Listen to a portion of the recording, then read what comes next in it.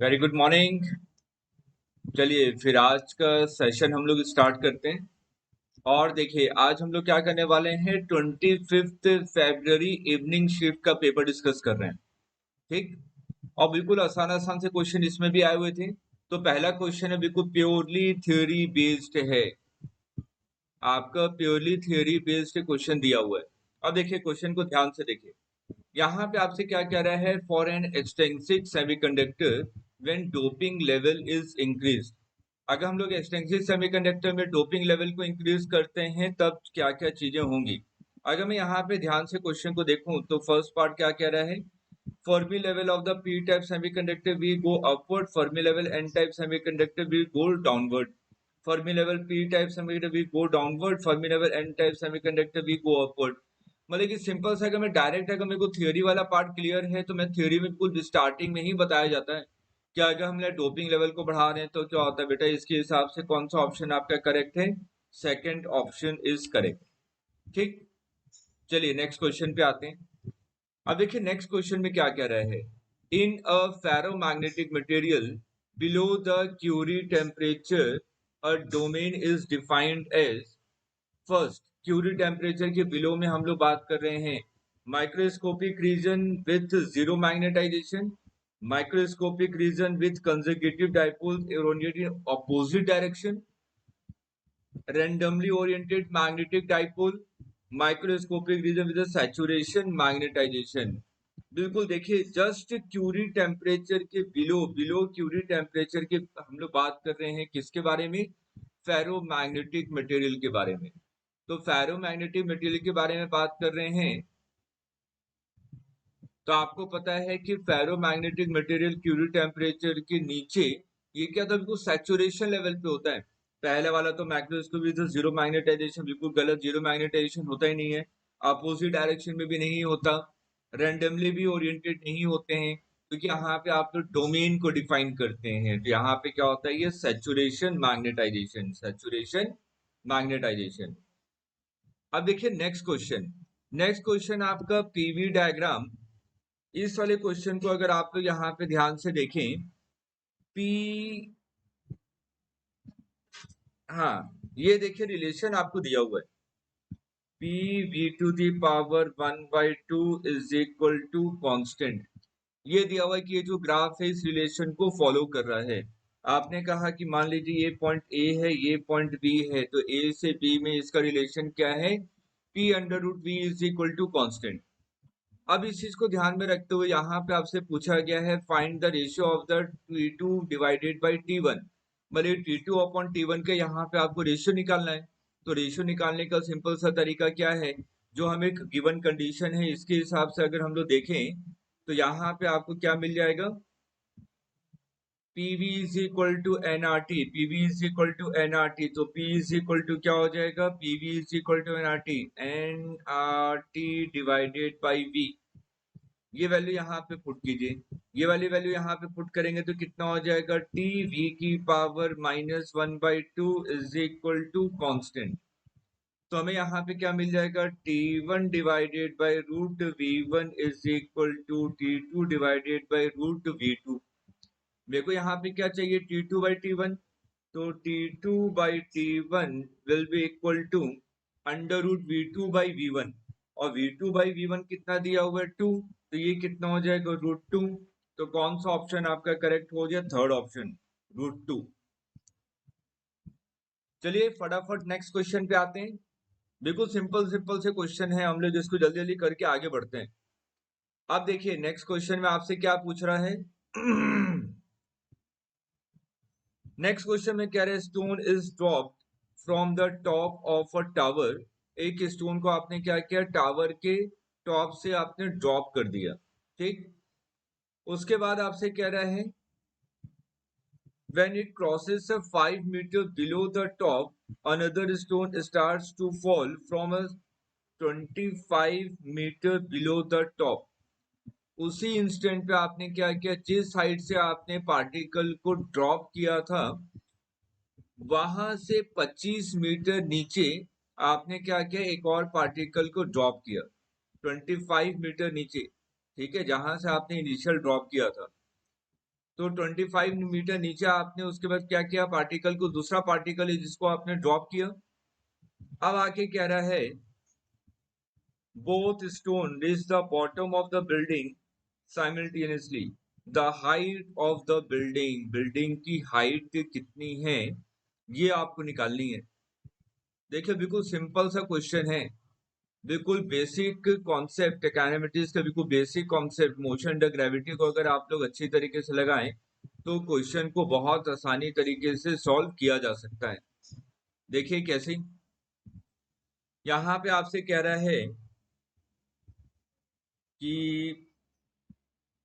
एक पार्टिकल को आपने ड्रॉप किया, जब ये कहाँ पे पहुंच गया आपका 5 मीटर नीचे, ठीक है। When it crosses a point 5 meter below the top, another stone starts to fall from a point 25 meter below the top. जब ये इस वाले पोजीशन पे पहुंच गया 5 मीटर की पोजीशन पे, इस इंस्टेंट पे ये फर्स्ट पार्टिकल है। इस इंस्टेंट पे आपने क्या किया, 25 मीटर की नीचे वाले पोजीशन से, ये मान लीजिए 25 मीटर है, सेकंड पार्टिकल को ड्रॉप किया। ये कह रहा है क्वेश्चन, इस वाले पोजीशन से आपने क्या किया, सेकंड पार्टिकल को ड्रॉप किया। तो आपसे पूछा गया कि हाइट ऑफ टावर कितना है, और आखिरी में कह रहा है कि दोनों के दोनों सेम टाइम पे नीचे पहुंचते हैं। दोनों क्या है बेटा, सेम टाइम पे नीचे पहुंचते हैं। अब थोड़ा सा रिलेटिव मोशन का कॉन्सेप्ट लगाइए कि अगर रिलेटिव मोशन का कॉन्सेप्ट लगाता हूं तो यहाँ पे जब सेकंड पार्टिकल को ड्रॉप किया है तो फर्स्ट पार्टिकल की स्पीड क्या होगी, क्या मैं ये निकाल सकता हूँ। आपने कहा कि 5 मीटर पे जब ये पार्टिकल पहुंचेगा उस समय इसकी स्पीड क्या होगी, तो हम लोग डायरेक्ट लिख सकते हैं v² is equal to 2as।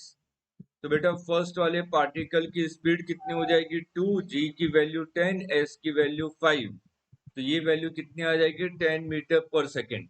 इसका मतलब कि पार्टिकल जब 5 मीटर की हाइट पे पहुंचेगा तो उसकी स्पीड कितनी है 10 मीटर पर सेकेंड। और इसी इंस्टेंट पे आपने क्या किया है, दूसरे वाले पार्टिकल को ड्रॉप किया है। और इसका टाइम कितना लगा, ये कितना टाइम तक रहा है अभी एयर में, तो time is equal to v is equal to u plus A T, U तो 0 है, तो v by A, that means v by A 10/10 1 second. मतलब कि पार्टिकल को 5 मीटर नीचे आने में कितना समय लगा है आपका बेटा, 1 सेकेंड लगा है।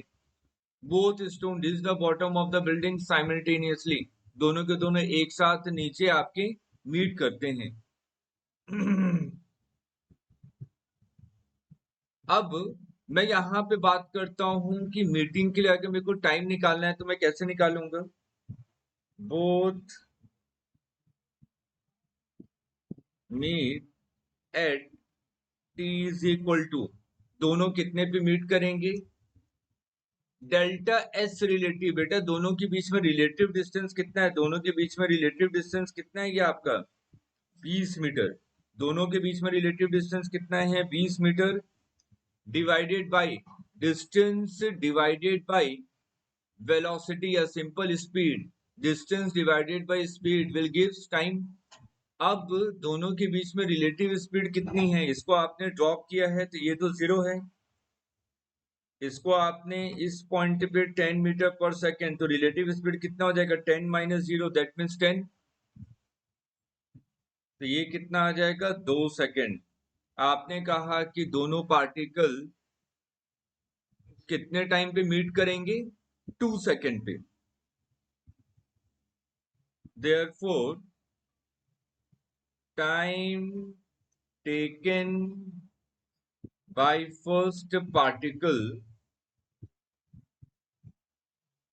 To reach ground is 3 second.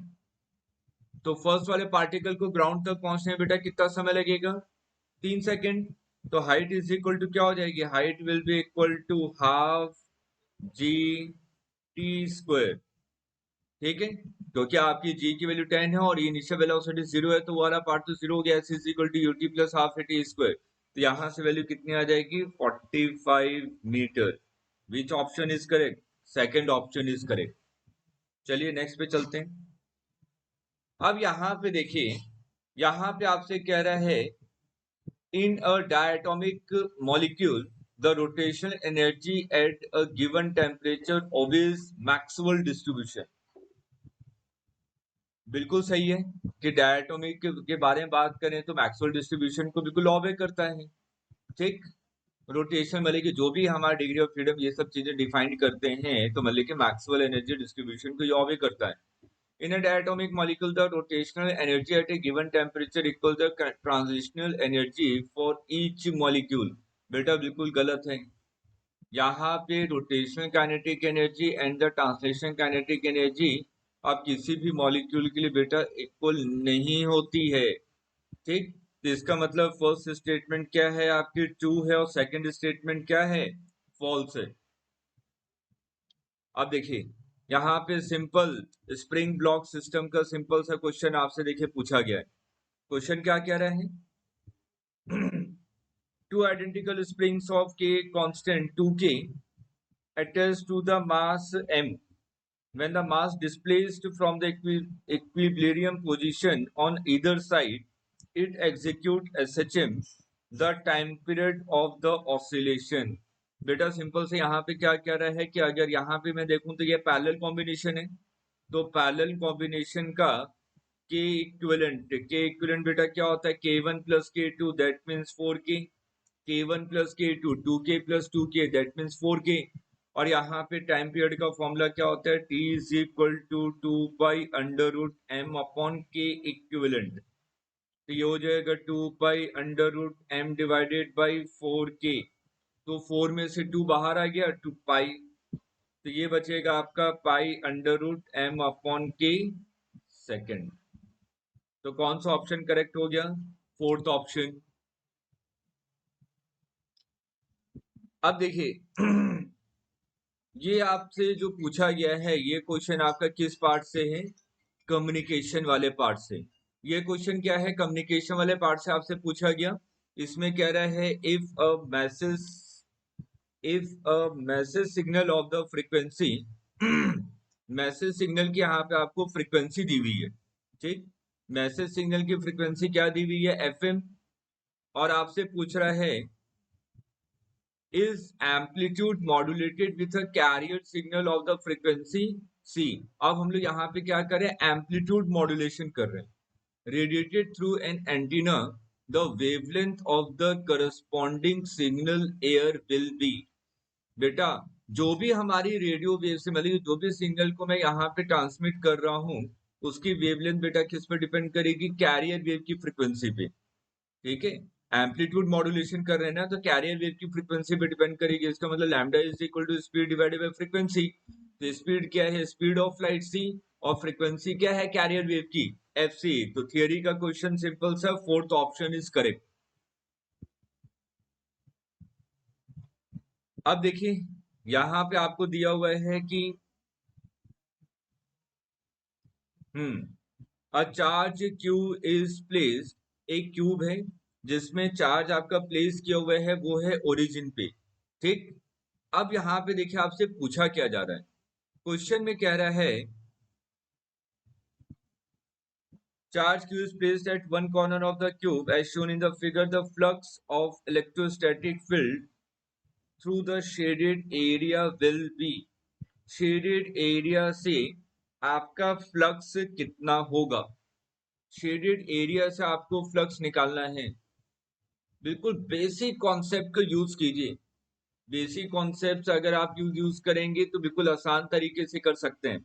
अगर आप यहाँ पे ध्यान से देखें तो मेरे को गॉस लॉ के हिसाब से इसको क्या रखना पड़ेगा? एक बड़े से क्यूब के अंदर गॉसियन सरफेस के अंदर, गॉसियन सरफेस के अंदर रखने के लिए मेरे को यहाँ पे कितने क्यूब लगाने पड़ेंगे? 8। 8 क्यूब लगाऊंगा तब जाके ये गॉसियन सरफेस के अंदर आएगा। तो गॉसियन सरफेस के अंदर यहाँ पे आपके 8 क्यूब लगाने के बाद आएगा। तो यहाँ पे बेटा अगर आप ध्यान से देखें 4 नीचे लगाया, 4 ऊपर लगाया और बीच में आपका क्यू चार्ज है, तो आपका कितना टोटल फ्लक्स बाहर की तरफ निकल रहा है? टोटल फ्लक्स निकल रहा है Q divided by epsilon not. तो 8 लगाया है आपने, तो अगर 8 लगाता हूं तो एक वाले से कितना निकलेगा आपका? तो लॉजिकली सोचे मैं क्या रहा हूं आपसे। मैंने कहा कि ये आपने ऐसे छोटे छोटे 8 बनाए हैं।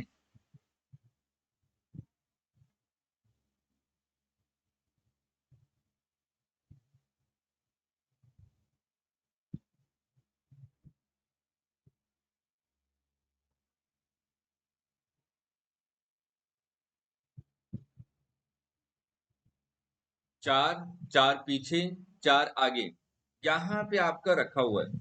ठीक है बेटा, इसी तरीके से ये चल रहा है। ये पीछे की तरफ भी है।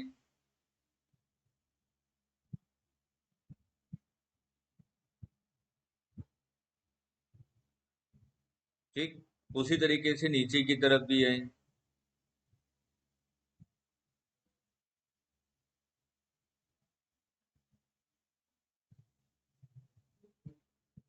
और ये आपका आगे की तरफ भी है।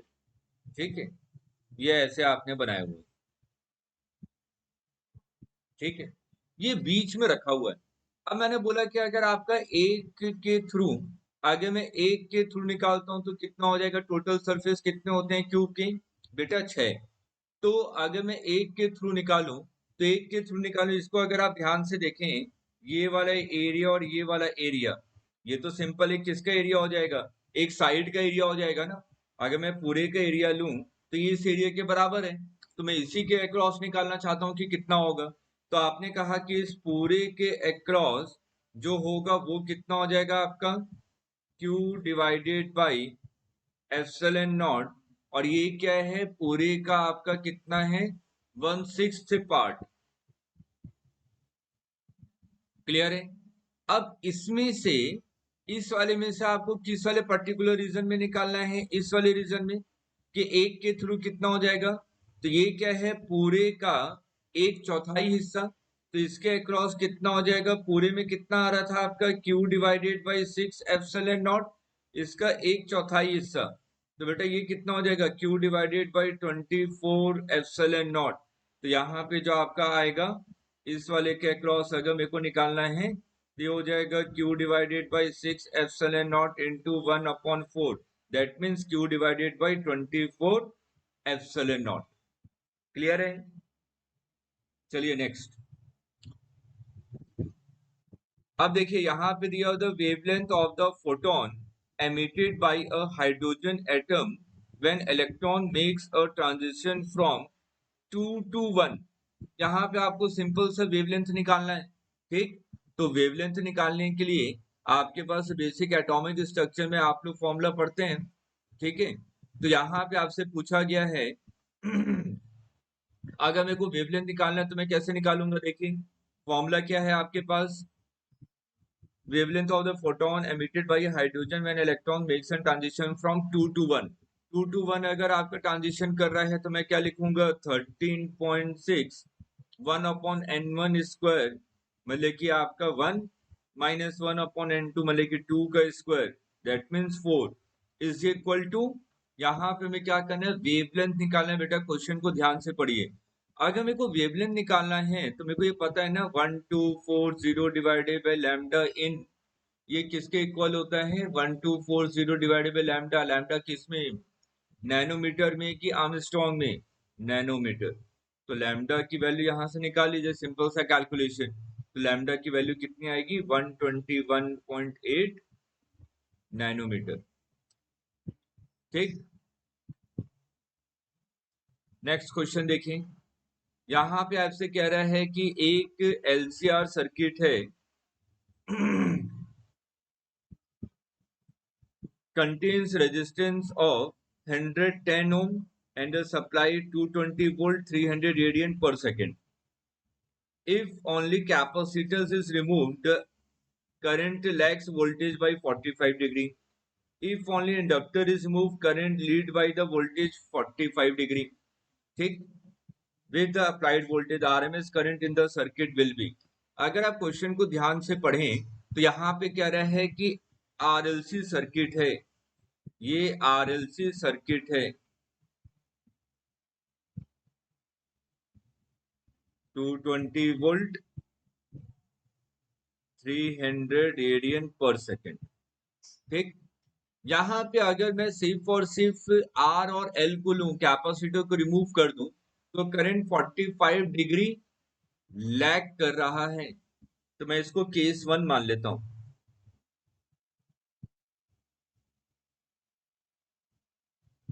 Capacitance is removed, case 1।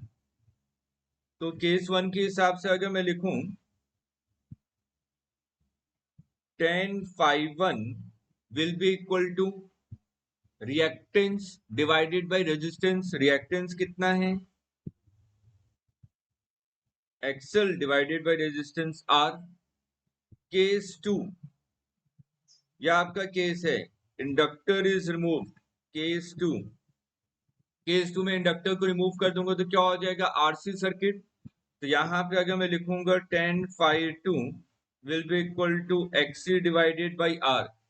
Question में क्या कह रहा है? 5 is equal to 5 is equal to 5 that implies XL will be equal to XC। अगर XL और XC की वैल्यू इक्वल है, इसका मतलब ये क्या है? Resonance condition. रेजोनेंस कंडीशन पे Z इज इक्वल टू क्या होता है? R के इक्वल। तो यहाँ पे रेजिस्टेंस की वैल्यू दी गई है 110 ओम। तो करंट इज इक्वल टू क्या हो जाएगा? 220 divided by 110, that means 2 ampere. तो यहाँ पे कौन सा ऑप्शन करेक्ट हो गया आपका? Fourth option. देखिए नेक्स्ट क्वेश्चन, यहाँ पे देखिए आपको क्या दिया हुआ है? Sphere of the radius a and mass m rolls along a horizontal plane with a constant speed v0। ठीक, इसकी इनिशियल वेलोसिटी आपको v0 दी हुई है। तो आपसे पूछा गया है assume that it rolls without slipping, how far the sphere will travel। ये कितना ट्रेवल करेगा, ये मेरे को निकालना है। ठीक, तो यहाँ पे ध्यान में रखने वाली बात क्या है कि आपने कहा कि ये L डिस्टेंस ट्रेवल करता है। ठीक है, अगर L डिस्टेंस ट्रेवल करता है या H डिस्टेंस ट्रेवल करता है, तो उसके हिसाब से अगर मेरे को निकालना है तो बेटा कैसे निकालेंगे?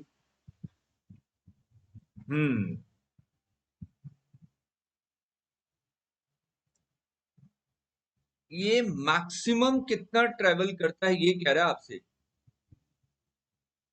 How far sphere will travel, ये मैक्सिमम कितना दूर जाएगा। मान लीजिए किसी भी पोजीशन पे ये मैक्सिमम चला गया, इसका मतलब उस पोजीशन पे इसके पास क्या होगा? सिर्फ और सिर्फ पोटेंशियल एनर्जी। मतलब कि total initial energy should be converted into potential energy. तो मानते हैं ये इस पोजीशन पे पहुंच गया L डिस्टेंस पे। तो इस पोजीशन पे बेटा हाइट कितनी हो जाएगी? Height is equal to L sine theta. तो आपने कहा कि total initial energy should be converted into only and only potential energy, क्योंकि मैक्सिमम का ही निकालना है कि मैक्सिमम कितना डिस्टेंस ट्रेवल करेगा। तो आपने टोटल इनिशियल एनर्जी अगर हम लोग ध्यान से देखें तो हम लोग क्या लिखेंगे? इसके पास क्या है? Kinetic energy translational half M V not square plus rotational kinetic energy. Rotation kinetic energy क्या लिखेंगे? हाफ आई, ये क्या? Solid sphere 2/5 M R square omega square. Omega को क्या लिख सकते हैं? V upon R. तो यहाँ पे क्या बचेगा? V not square. तो यहां से वैल्यू कितनी आ जाएगी? Initial should be equal to final potential energy M G L sine theta. तो m देखिए कॉमन होके कैंसिल हो जाएगा, m कॉमन होके कैंसिल हो जाएगा। तो बेटा यहां से l की वैल्यू कितनी आ रही है? 7v square divided by 10g sign theta. तो 7v square divided by 10g sign theta. तो इसके हिसाब से यहाँ पे कोई ऑप्शन मैच नहीं कर रहा, इसलिए ये क्वेश्चन किस में जाना चाहिए? बोनस में। ये क्वेश्चन किस में जाना चाहिए? बोनस में। ठीक, नेक्स्ट, यहाँ पे देखिए आपको क्या दिया हुआ है। यहाँ पे आपसे कह रहा है कि इलेक्ट्रॉन है जिसका मास me है, प्रोटॉन है जिसका मास mp है, और यहाँ पे दिया है कि mass of proton is equal to 1836 times mass of electron and both are moving with same speed. दोनों के दोनों क्या है, आपके सेम स्पीड से ट्रेवल कर रहे हैं। ठीक, दोनों के दोनों सेम स्पीड से ट्रेवल कर रहे हैं। अगर मैं यहाँ पे आपसे सिंपल पूछूं कि डी ब्रॉगली वेवलेंथ निकालना है, तो डी ब्रॉगली वेवलेंथ क्या होता है, h डिवाइडेड बाई मोमेंटम, यही होता है ना, h Planck's constant divided by mv। ठीक, तो यहाँ पे आपको इलेक्ट्रॉन का निकालना है और आपको प्रोटॉन का निकालना है। तो डायरेक्ट हम लोग कैसे निकालेंगे, जल्दी से वैल्यू पुट कीजिए। Lambda is equal to h divided by mv। तो यहाँ पे वेलोसिटी सेम है, इसका मतलब lambda is inversely proportional to mass. तो lambda E divided by lambda P will be equal to mass of proton divided by mass of electron 1836 mass of electron divided by mass of electron। तो कितना आ जाएगा 1836। Which option is correct? First option is correct। Next question, यहाँ पे आपको दिया हुआ है कि एक time displacement of SHM, time displacement SHM की इक्वेशन दी हुई है। At t is equal to 0 the displacement of the particle is a by 2। t is equal to 0 पे पार्टिकल क्या है, a by 2 पे है। मान लीजिए ये आपका क्या है, SHM है minus a0। t is equal to 0 पे पार्टिकल क्या है, a by 2 पोजीशन पे है। t is equal to 0 पे पार्टिकल क्या है आपका, a by 2 पोजीशन पे है। यहाँ पे आपसे पूछा जा रहा है चलिए आ जाते हैं। यहाँ पे आपसे पूछा जा रहा है कि is moving along negative direction, मतलब कि इस डायरेक्शन में मूव कर रहा है। तो आपसे पूछा गया then the initial phase phi not will be. तो याद कीजिए, इसको करने का बेहतरीन तरीका क्या है, हम लोग यहाँ पे क्या करते हैं, किसी भी SHM को हम लोग रिप्रेजेंट कर सकते हैं बाय यूनिफॉर्म सर्कुलर मोशन। तो आपने कहा कि ये यूनिफॉर्म सर्कुलर मोशन कर रहा है, ये एंटी क्लॉकवाइज डायरेक्शन में, ये a, ये माइनस a 0, ये a बाई 2, और ये आपका लेफ्ट डायरेक्शन में मूव कर रहा है t इज इक्वल टू 0 पे। तो आपने कहा कि ये कहाँ पे होना चाहिए, ऊपर या नीचे। दो पॉइंट पे देखें इंटरसेक्ट कर रहा है, तो बेटा कहाँ पे होगा, ऊपर या नीचे, इस वाले पोजीशन पे होगा। तो आपको इसके रेस्पेक्ट में ये एंगल पता लगाना है। तो सबसे पहले देखिए ये वाला एंगल कितना होगा, ये डिस्टेंस है a बाई 2 और ये है आपकी a, तो ये मान लीजिए थीटा। तो cos theta is equal to base upon hypotenuse, that means 1/2। तो थीटा इज इक्वल टू कितना हो जाएगा, 1/2। वैल्यू कब होती है आपकी, कब होती है, 60 डिग्री पे। तो इनिशियल फेज देखिए कितना हो जाएगा, 90 प्लस 60 दैट मीन्स 150। तो आपने कहा कि initial phase, initial phase will be equal to 150 degree. इसको क्या कीजिए, रेडियन में कन्वर्ट कीजिए। अगर मैं इसको रेडियन में कन्वर्ट करता हूं तो यहाँ पे कितना हो जाएगा, इंटू पाई डिवाइडेड बाई 180। तो ये कितना हो जाएगा, 3536 5 5 by 6। तो विच option is correct, third option is correct. Next, बिल्कुल सिंपल सा डायमेंशन का बिल्कुल सिंपल सा तरीका है, मेरे ख्याल से ये सभी लोग आप लोग कर सकते हैं। तो यहाँ पे अगर हम लोग ध्यान से देखें, electronic charge E, C is the speed, H is the Planck's constant.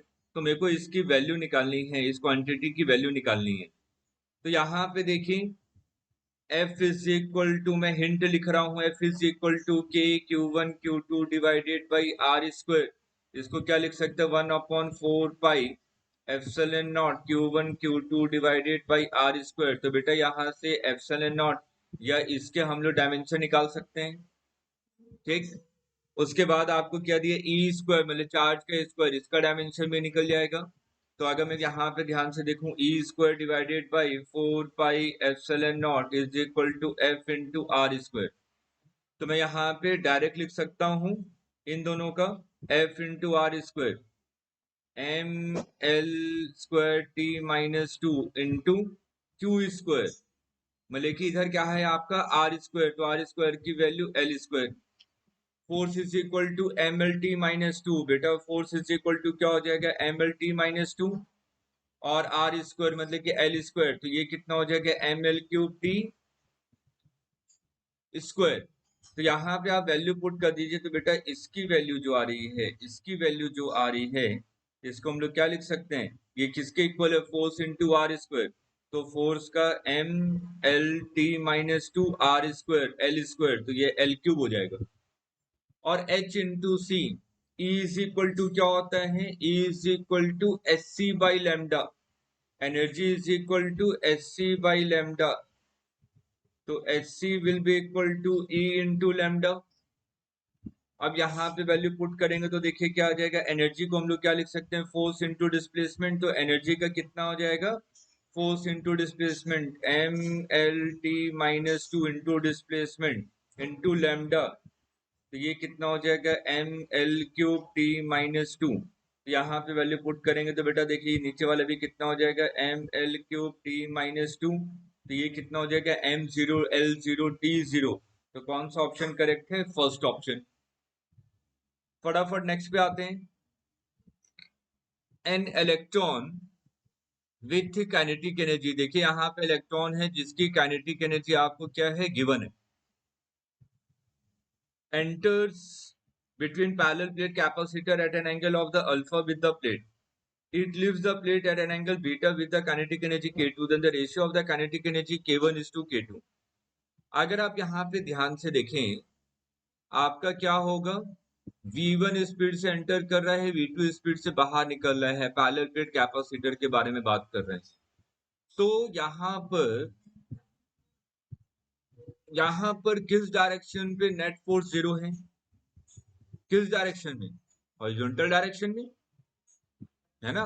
Horizontal direction में आपका नेट फोर्स जीरो है, फोर्स इसको ऊपर की तरफ ले आने की कोशिश कर रहा है। तो यहाँ पे अगर मैं मोमेंटम को लिखूं, तो हॉरिजॉन्टल डायरेक्शन में मोमेंटम अगर मैं देखूं कंपोनेंट क्या होने चाहिए, सेम। तो v1 cos alpha should be equal to v2 cos beta. तो अब यहाँ पे स्क्वायरिंग कर देंगे तो बेटा कितना आ जाएगा, v1 square cos square alpha is equal to v2 square cos square beta. ठीक।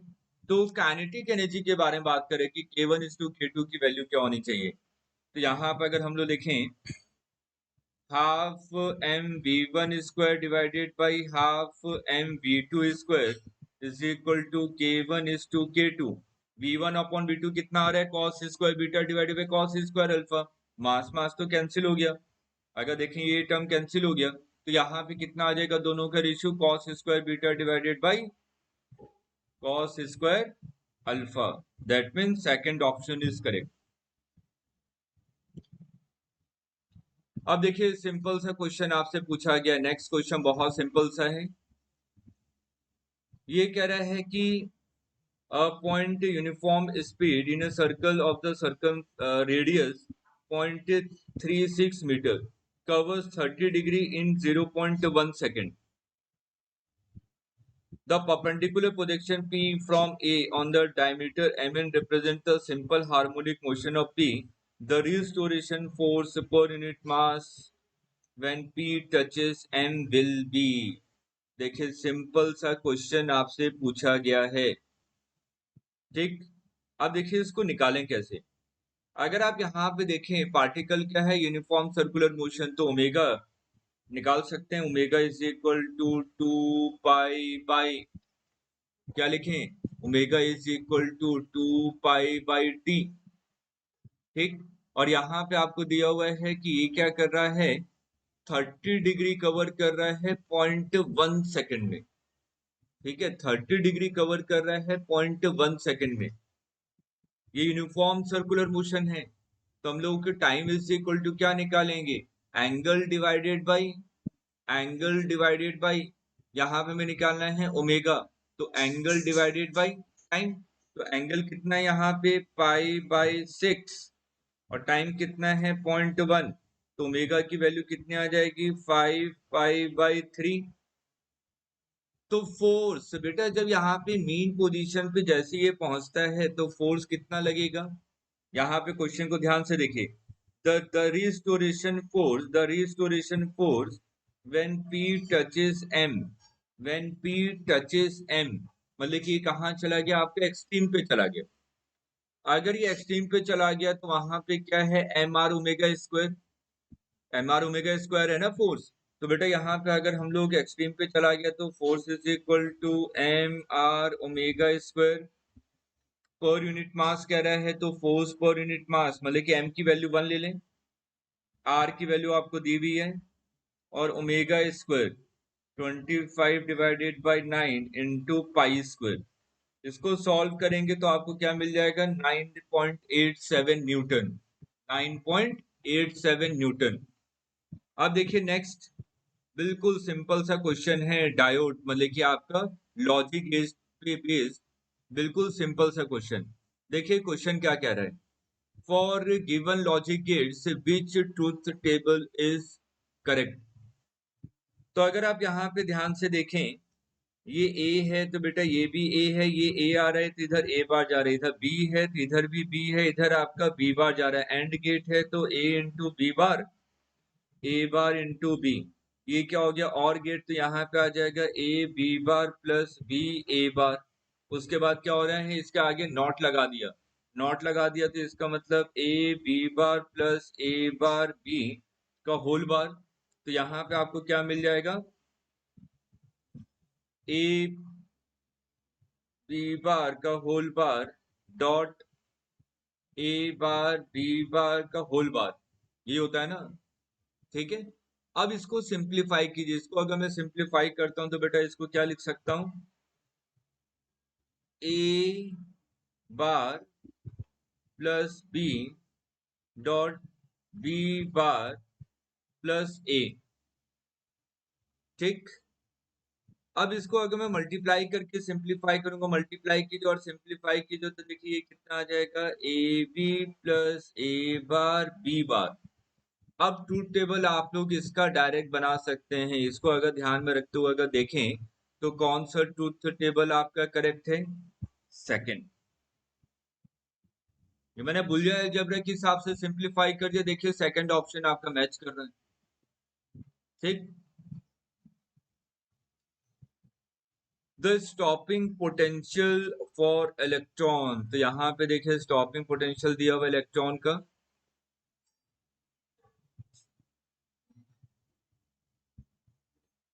इज 0.71 वोल्ट है, और वेवलेंथ लाइट कितनी है, 491 nanometre. When incident wavelength is changed to a new value, the stopping potential is 1.43. The new wavelength will be, हमें यहाँ पे नया wavelength बताना है। तो मेरे को आइंस्टीन का रिलेशन पता है, आइंस्टीन ने क्या कहा था, sc by lambda is equal to work function plus E into V not. याद आ रहा है, maximum kinetic energy is equal to potential energy के टर्म में हम लोग लिख सकते हैं stopping potential Q into V not.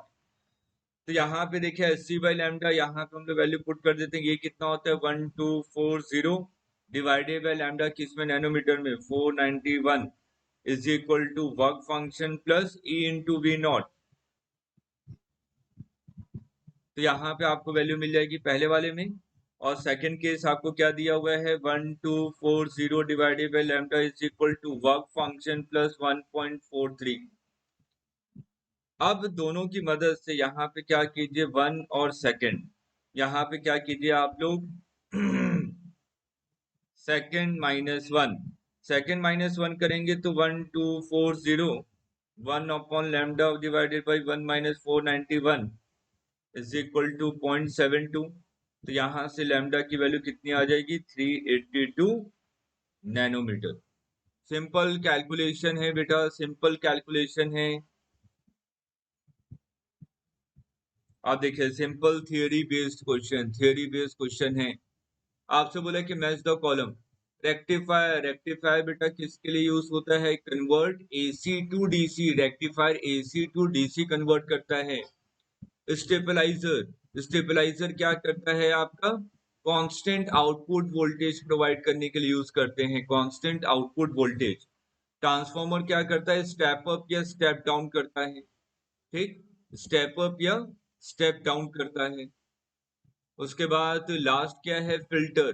Filter क्या करता है, रिपल को रिमूव करने के लिए हम लोग फिल्टर यूज करते हैं। तो यहाँ पे देखिए डायरेक्टली कौन सा ऑप्शन मैच हो रहा है, फर्स्ट। सिंपल थ्योरी का क्वेश्चन है, थ्योरी का क्वेश्चन है बेटा। अब देखिए कंसिडर डाइफ्रेक्शन पैटर्न। यहाँ पे आपसे कह रहा है कि डिफ्रेक्शन पैटर्न को आप लोग कंसिडर कीजिए, और आपसे देखिए यहाँ पे क्वेश्चन में क्या पूछा जा रहा है। अब क्वेश्चन में कह रहा है consider diffraction pattern obtained from the sunlight incident on the pinhole of the diameter 0.1 micrometer. The diameter of the pinhole is slightly increased. It will affect the diffraction.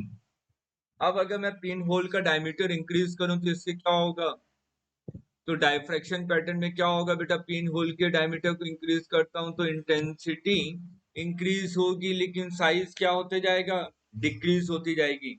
Intensity will increase but size will decrease. कैसे निकाला, formula आपको पता है, sine theta is equal to 1.22 lambda divided by capital D. D को अगर increase करूंगा तो sine theta की वैल्यू डिक्रीज करेगी, तो थीटा आपका क्या होगा, डिक्रीज करेगा। तो इंटेंसिटी यहाँ पे क्या होगी आपकी, इंक्रीज करेगी। ठीक है, नेक्स्ट, पीक इलेक्ट्रिक। अब यहाँ पे देखिए, यहाँ पे हमारे क्या है, इंटीजर टाइप के क्वेश्चन पे हम लोग डिस्कशन कर रहे हैं। अब इंटीजर टाइप के क्वेश्चन में अगर हम लोग यहाँ पे देखें तो देखिए फर्स्ट क्वेश्चन आपसे क्या पूछा जा रहा है, फर्स्ट क्वेश्चन आपसे पूछा जा रहा है हम्म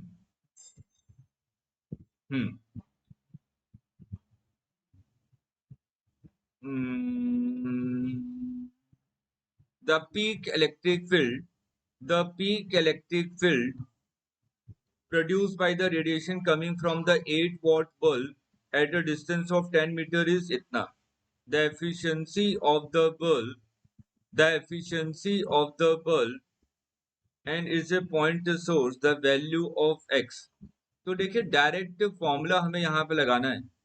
हम लोग डायरेक्ट फॉर्मूला क्या लगा सकते हैं, जल्दी से बताइए बेटा, जल्दी से बताइए, डायरेक्ट फॉर्मूला यहाँ पे क्या लगाया जा सकता है। सिंपल सा क्वेश्चन है, डायरेक्ट फॉर्मूला बेस्ड, उसके बाद हम लोग वैल्यू पुट करेंगे और एक्स की वैल्यू निकालेंगे। कोई बता सकता है बेटा, चैट पे रिप्लाई कीजिए। किसी का आया,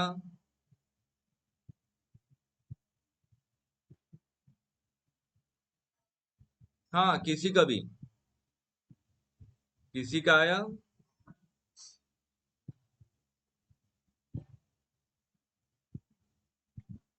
बेटा ये तो आ जाना चाहिए था। बहुत सिंपल सा क्वेश्चन है, क्वेश्चन को ध्यान से देखिए आपको समझ में आ जाएगा। क्वेश्चन को ध्यान से पढ़िए।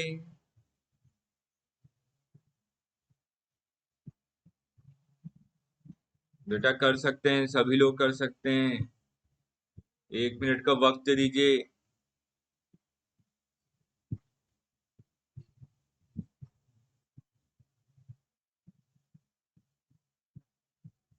वैसे मायूस मत कीजिए।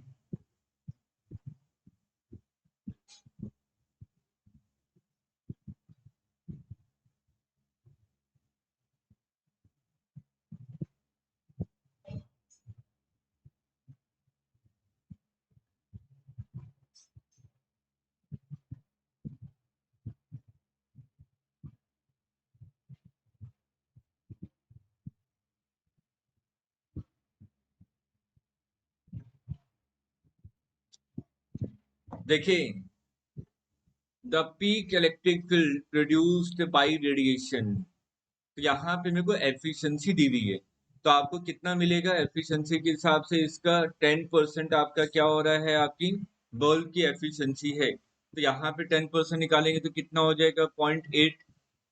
ठीक, 0.8 आ गया, और ये पॉइंट सोर्स है the value of the x. और ये कितने डिस्टेंस पे आप लोग निकाल रहे हैं बेटा, कितने डिस्टेंस पे, आपका 10 मीटर के डिस्टेंस पे। तो 10 मीटर के डिस्टेंस पे तो हम लोग यहाँ पे क्या लिख सकते हैं, 10 मीटर के डिस्टेंस से बेटा हम लोग क्या लिखेंगे, 10 मीटर के डिस्टेंस पे आपको यहाँ पे इंटेंसिटी का फॉर्मूला पता है। इंटेंसिटी क्या हो गया आपकी, inversely proportional to R square. P divided by 4 pi r square, याद कीजिए P divided by 4 pi r square. तो यहाँ पे आपने कहा कि इस वाले पर्टिकुलर पोजीशन पे जो आपको इंटेंसिटी मिल रही है वो कितनी मिल रही है, power divided by 4 pi r square. R की वैल्यू कितनी दी हुई है, 10 मीटर दी हुई है। ठीक है, अब यहाँ पे क्वेश्चन को अगर आप ध्यान से देखें तो मेरे को क्या कह रहा है, जो इलेक्ट्रिक फील्ड है उसकी पीक वैल्यू निकालनी है। इलेक्ट्रिक फील्ड की वैल्यू क्या निकालनी है, इलेक्ट्रिक फील्ड में आपको आपको पीक की वैल्यू निकालनी है। तो इसको किया कैसे जाए, यहां तक तो मैंने इंटेंसिटी के टर्म में निकाल लिया, इंटेंसिटी के टर्म में आप लोग यहां से निकाल चुके हैं। बेटा ये क्वेश्चन कहाँ का है, ये क्वेश्चन आपको दिया हुआ है इलेक्ट्रोमैग्नेटिक वेव से। बेटा ये क्वेश्चन आपके इलेक्ट्रोमैग्नेटिक वेव का है, इलेक्ट्रोमैग्नेटिक वेव का क्वेश्चन है। तो जल्दी से देखिए इसके आगे फिर क्या किया जाए।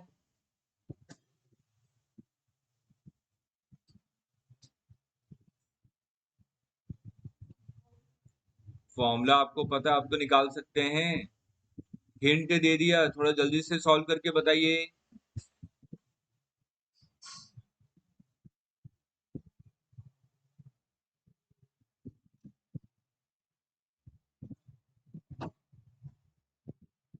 बेटा थोड़ा सा करना पड़ेगा, नहीं करेंगे तो कैसे होगा।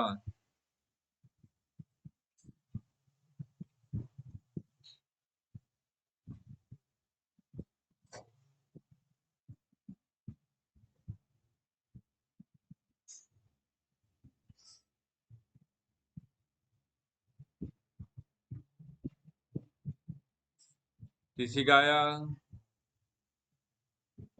आप ही लोग बताएंगे।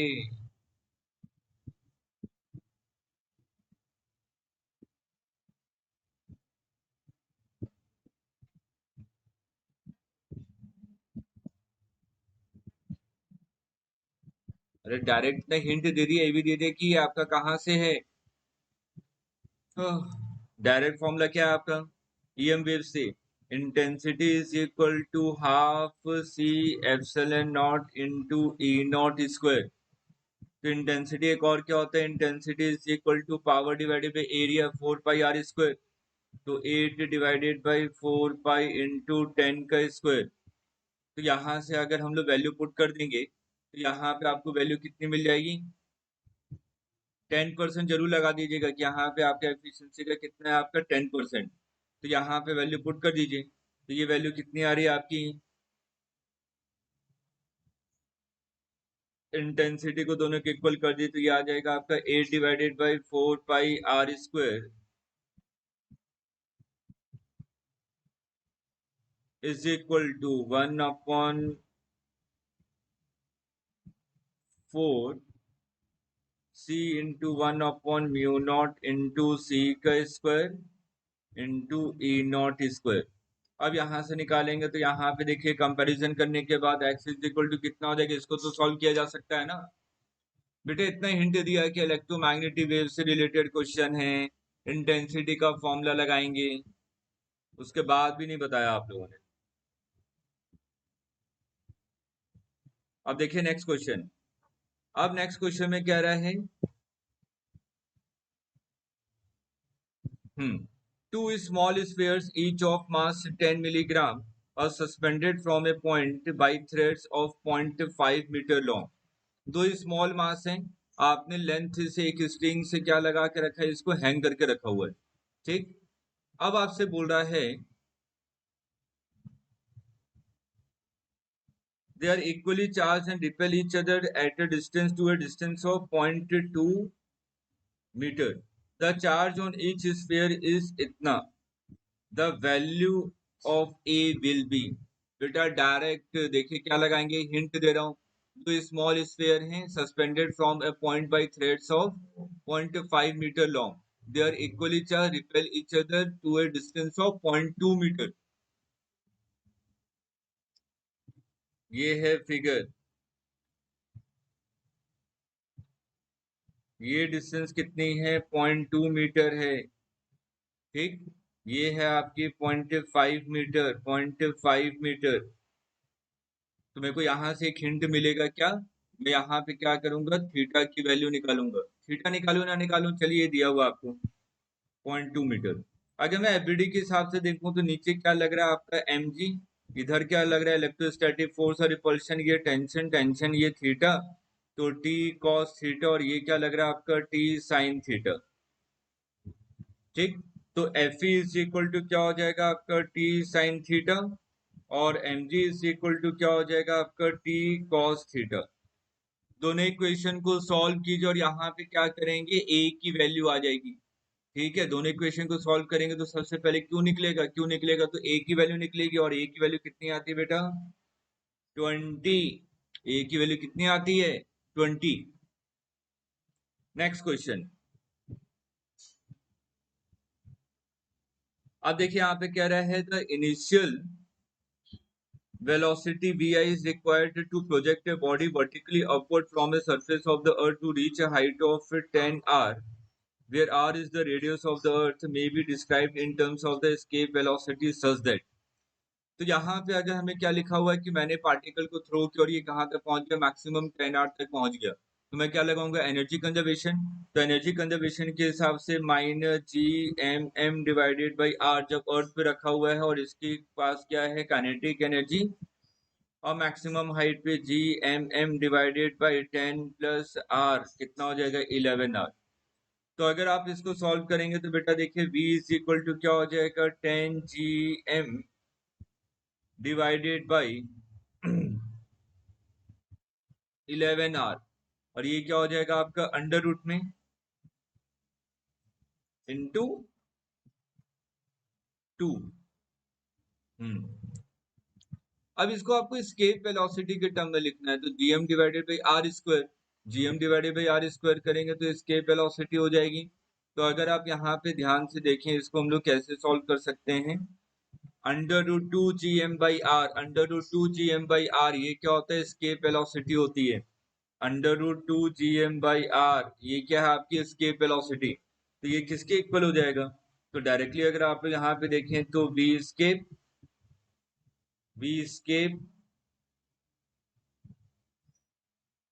इंटू 10/11। तो यहाँ पे क्या ऑप्शन है आपका, x की वैल्यू बतानी, तो x की वैल्यू कितनी हो जाएगी, 10। अब देखिए यहाँ पे क्या कह रहा है, यहाँ पे कह रहा है कि a wavelength of an X-ray is 10 angstrom. The mass of a fictitious particle having the same energy as that of the X-ray is x by 3h kg. The value of x will be, the value of x will be। तो आपको यहाँ पे direct, यहाँ पे आपसे क्या कह रहा है कि काइनेटिक एनर्जी से एसोसिएट, मतलब कि आपने क्या कहा, एनर्जी कंजर्वेशन के हिसाब से Sc by lambda is equal to half mv²। तो यहाँ पे अगर हम लोग देखें, मैं क्या कर रहा हूँ, काइनेटिक एनर्जी को मोमेंटम के टर्म में p² डिवाइडेड बाई 2m, तो p² डिवाइडेड बाई 2m, और p को बेटा यहाँ पे मैं क्या लिख सकता हूँ, p is equal to h by lambda according to de Broglie law. तो यहाँ पे आप लोग क्या लिख सकते हैं इसको, Sc by lambda is equal to h² divided by lambda into 2m, और यहाँ पे देखिए क्या हो जाएगा, मास की वैल्यू कितनी हो जाएगी, एक लैम्डा कैंसिल हो गया, एक h आपका कैंसिल हो जाएगा, तो m इज इक्वल टू क्या हो जाएगा आपका 5h डिवाइडेड बाई 3, सॉल्व करने के बाद। तो देखिए यहाँ पे x की वैल्यू कितनी हो जाएगी, x की वैल्यू अगर आप लोग यहाँ पे निकालें, x बाई 3 इंटू के जी, एक्स बाई 3 इंटू के जी, तो इसका मतलब यहाँ पे x की वैल्यू कितनी हो गई, 5। Reversible heat engine converts 1/4 of the heat input into work. When the temperature of the sink is reduced to 52 Kelvin, its efficiency is double. The energy, the temperature in Kelvin of the source will be। The efficiency का direct formula W upon Q in is equal to 1/4 is equal to 1 minus T2 by T1। तो यहाँ से देखिए T2 by T1 कितना आ जाएगा, 1 minus 1/4 मतलब कि 3/4। और उसके बाद सेकंड केस में कह रहे हैं कि अगर मैं टेम्परेचर को 52 डिग्री सेल्सियस डिक्रीज करूं, तो आपकी एफिशिएंसी क्या हो जा रही है, आपकी डबल हो जा रही है। डबल हो जा रही है इसका मतलब 1/2 is equal to 1 minus T2 minus 52 divided by T1। तो इसको थोड़ा सा सिंप्लीफाई कीजिए और यहाँ से T1 इज इक्वल टू कितना आ जाएगा, कैलकुलेट करेंगे तो 208। तो ये आंसर क्या हो गया आपका 208 डिग्री सेल्सियस। नेक्स्ट क्वेश्चन देखिए, परसेंटेज एरर। यहाँ पे आपको देखिए परसेंटेज एरर दिया हुआ है और टेंशन इज इंक्रीज बाय 4%। तो परसेंटेज तो परसेंटेज स्पीड कितना चेंज होगा, तो v इज इक्वल टू क्या होता है, direct formula v is equal to under root T upon mu. तो यहाँ पे अगर मैं दोनों तरफ लॉग ले लूं तो ln v is equal to 1/2 ln t plus 1/2 division में सॉरी माइनस 1/2 ln म्यू। तो यहाँ पे देखिए क्या कह रहा है, अब मैं यहाँ पे क्या लगा दूं, डिफरेंशिएशन। डिफरेंशिएशन के हिसाब से यहाँ पे कितना हो जाएगा, delta v upon v is equal to 1/2 delta t upon t। Constant term का डिफरेंशिएशन तो जीरो हो गया। तो यहाँ पे देखिए कितना आ जाएगा आपका परसेंटेज चेंज इन स्पीड। ये कितना हो जाएगा, percentage change in speed is equal to 1/2 और टेंशन कितना हो रहा है आपका 4%। तो ये कितना हो जाएगा 2%। यहाँ पे आंसर क्या आ गया 2%। नेक्स्ट नेक्स्ट देखिए, बिल्कुल आसान सा क्वेश्चन है, वेक्टर पे है आपका, सिंपल सा क्वेश्चन। आपसे कह रहा है P cross Q is equal to Q cross P। The angle between P and Q is, इन दोनों के बीच में एंगल क्या होगा। अब देखिए P क्रॉस Q और Q क्रॉस P दोनों क्या है, आपस में इक्वल है। ये दोनों आपस में इक्वल कब हो सकते हैं, ये तभी हो सकते हैं जब, अगर मैं सिंपल लिखूं A cross B is equal to minus B cross A, यही ना, ठीक है। तो यहाँ पे क्या कह रहा है कि P क्रॉस Q और Q क्रॉस P दोनों क्या है, आपस में इक्वल है। और एंगल क्या है आपका 0 और 360 के बीच में है। दोनों इक्वल कभी हो सकते हैं जब आपका क्या हो, इसकी वैल्यू 0, इसके अलावा तो कुछ हो ही नहीं सकता।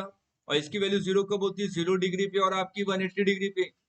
तो यहाँ पे 0 तो इंक्लूड करना नहीं है, इसका मतलब यहाँ पे ऑप्शन क्या हो जाएगा आपका 180 degree. Two identical conducting sphere with a negligible volume having the charges 2.1 nanocoulomb and the 0.1 nanocoulomb. They are brought in contact and then separated by a distance of 0.5 meter. The electrostatic force between them is। अब देखिए simple सा question है, hint दे रहा हूं, सभी लोग इसको बहुत आसानी से कर सकते हैं, बिल्कुल बेसिक और बहुत आसान सा क्वेश्चन। आपसे क्या कह रहा है नेट चार्ज कितना, two identical sphere with the negligible volume. Identical sphere है, इसका मतलब दोनों को मैं टच करूंगा तो फाइनल चार्ज कितना हो जाएगा बेटा, दोनों में बराबर बराबर। तो यहाँ पे अगर मैं देखूं तो Q1 plus Q2 is equal to 2 nano coulomb. तो फाइनली कितना हो जाएगा, Q1 dash is equal to Q2 dash is equal to 2 divided by 2 nano coulomb, that means 1 nano coulomb। अब मैं फोर्स इज इक्वल टू क्या लिखूंगा, K Q1 Q2 divided by R square. R की value कितनी दी है, 0.5 का square. यहाँ पे नैनो कोलम को बेटा चेंज कर लीजिएगा 10⁻⁻⁹ से, ठीक है। इसको सॉल्व करेंगे तो आपकी वैल्यू कितनी मिल जाएगी, 36। देखिए नेक्स्ट क्वेश्चन, करंट इलेक्ट्रिसिटी का सिंपल सा क्वेश्चन। यहाँ पे कह रहा है current of 6 ampere enters one corner of the equilateral triangle having 3 wires resistance 2 ohm each leaves by the corner R। The I1 will B, I1 की value निकालनी है। अब देखिए कैसे निकालेंगे, यहाँ पे I1 की वैल्यू कितनी हो जाएगी, incoming current is equal to outgoing current. Incoming current is equal to outgoing current.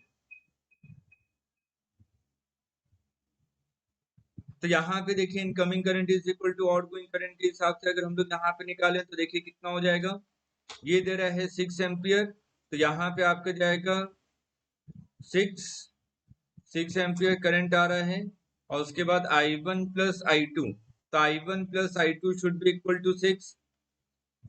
The current in one corner of an equilateral triangle PQ are having three wires of resistance 2 ohm each leaves the corner R. The current I1 की value निकालनी है, तो आपका simple सा logic क्या कहता है, 6 ampere आपका इक्विलेटर ट्रायंगल में आ रहा है, ठीक है, इक्विलेटर ट्रायंगल में आ रहा है, तो यहाँ पे आपसे पूछा जा रहा है कि R से कितना लीव करेगा, R कॉर्नर से कितना करंट आपका लीव करेगा, जल्दी से बताइए, R कॉर्नर से कितना करंट आपका लीव करना चाहिए।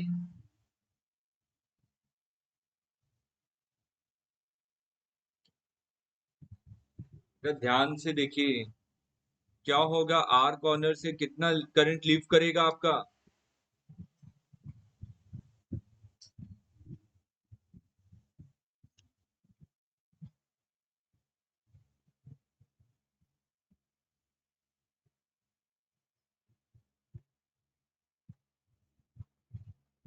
P पॉइंट पे एंटर कर रहा है आपका क्या, P पॉइंट पे एंटर कर रहा है 6 एम्पियर और 2 ओम के रेजिस्टेंस है सब, तो आपसे बोला कि R पॉइंट पे कितना करंट होगा and leaves by the corner R, यहाँ पे एंटर कर और यहाँ पे लीव कर रहा है, तो ये भी 6 एम्पियर होगा, ठीक।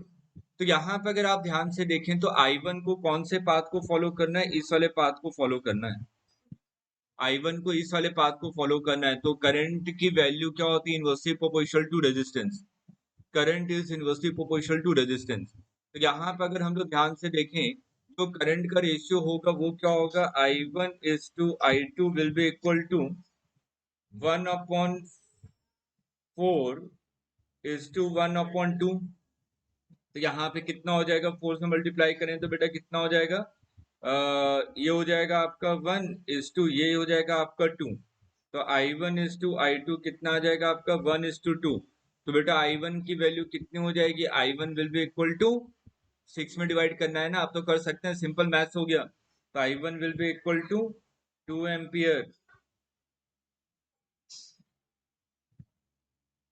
देखिए लास्ट क्वेश्चन, इस क्वेश्चन में देखिए क्या कहा जा रहा है आपसे, यहाँ पे आपसे बोला जा रहा है कि two particles having the masses 4g and 16g respectively are moving with the equal kinetic energy, the ratio of the magnitude of the linear momentum is इतना सिंपल सा, kinetic energy is equal to p square divided by 2m, p1 2m, p2 square divided by 2m2, value put कीजिए, इसको solve कीजिए, यहाँ पे आपको क्या मिल जाएगा, n की वैल्यू 1, ठीक है। चलिए फिर नेक्स्ट टाइम पे मिलेंगे, इसके आगे का डिस्कशन करेंगे। Okay bye bye.